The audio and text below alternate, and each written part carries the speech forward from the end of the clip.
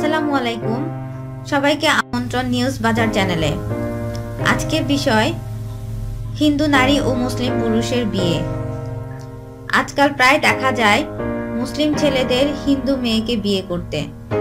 একেবারে ধর্মের ঊর্ধ্বে উঠে অসাম্প্রদায়িক চেতনায় নিজেদের বিলীন করতে একদল মুসলিম প্রেমিক ও হিন্দু প্রেমিকার উত্থান।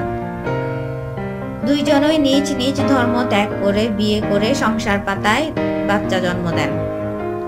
2 দিন 2 বছর অতিবাহিত হওয়ার পর মুসলিম ছেলেটি শরীয়ত মোতাবেক হিন্দু মেয়েটিকে তালাক দেন।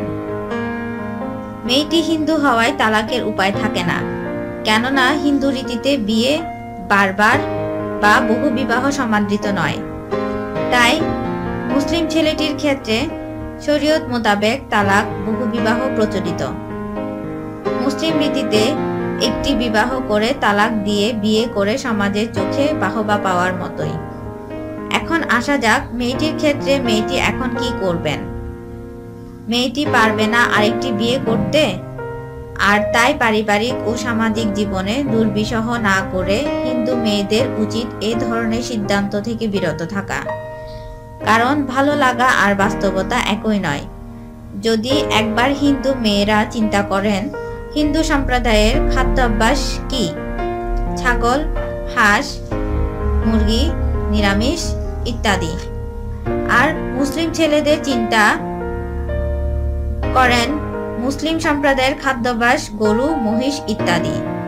অতএব হিন্দু ও মুসলিম দুই জাতি খাদ্যাভ্যাস থেকে শুরু করে ধর্মীয় অনুশাসন ভিন্ন ভিন্ন, যা প্রত্যেকটি সম্প্রদায়ের জন্মের পর থেকে নিজ নিজ অভ্যাসে অভ্যস্ত। যেমনি কয়লা ধুলে ময়লা যায় না, তেমনি দীর্ঘদিনের অভ্যাস মানসিকতা সহজে বদলানো অসম্ভব।